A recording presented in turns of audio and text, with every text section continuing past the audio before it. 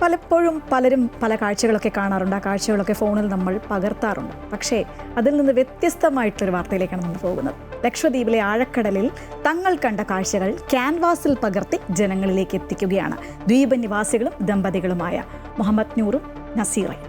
Kozhikode art ഗാലറിയിലാണ് ഇരുവരുടെയും ചിത്രപ്രദർശനം ഒരുക്കിയിരിക്കുന്നത്.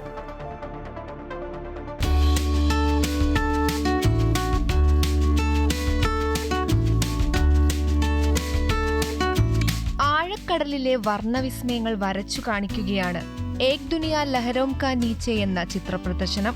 India reserve ബറ്റാലിയനിലെ head കോൺസ്റ്റബിളായ Muhammad നൂറും ലക്ഷദ്വീപ് ആർട്ട് അക്കാദമിയിലെ ഗ്ലാസ് പെയിന്റിംഗ് ഇൻസ്ട്രക്ടറായ ഭാര്യ നസീറയും 3-ലേറെ മാസങ്ങളെടുത്താണ് കടലിന്റെ മടിത്തട്ടിലെ കാഴ്ചകൾ വിവരിക്കുന്ന 30-ലേറെ ചിത്രങ്ങൾ ക്യാൻവാസിലേക്ക് പകർത്തിയത്.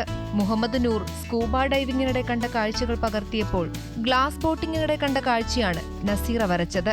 ലക്ഷദ്വീപിന്റെ അത് മനോഹാരിത, പ്രത്യേകിച്ച് കടലിൻ്റെ അടിത്തട്ട് നമുക്ക് എന്തുകൊണ്ട് ക്യാൻവാസിലാക്കിക്കൂടാ?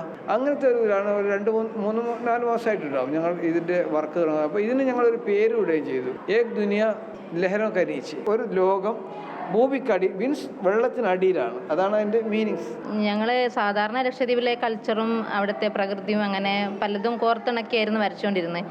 ഈ പ്രാവശ്യമാണ് ഇങ്ങനെ ഒരു അണ്ടർ വാട്ടർ തീം എടുത്തിട്ട് ഞങ്ങൾ ഇങ്ങോട്ട് ചെയ്യാൻ വന്നത്. കോഴിക്കോട്ടെ യൂണിവേഴ്സൽ ആർട്സിൽ നിന്നാണ് ഇരുവരും പെയിന്റിംഗ് പഠനം പൂർത്തീകരിച്ചത്. ചിത്രങ്ങൾ പൂർത്തിയായപ്പോൾ പ്രദർശനത്തിന് കോഴിക്കോടിനപ്പുറം മറ്റൊരു സ്ഥലം മനസ്സിലുണ്ടായില്ല. മകൻ മുഹമ്മദ് നസ്നിയും വരയുടെ ലോകത്ത് ചുവടുറപ്പിച്ചിട്ടുണ്ട്. ലളിതകല അക്കാദമി ആർട്ട് ഗാലറിയിൽ ഈ മാസം 30 വരെ പ്രദർശനം തുടരും.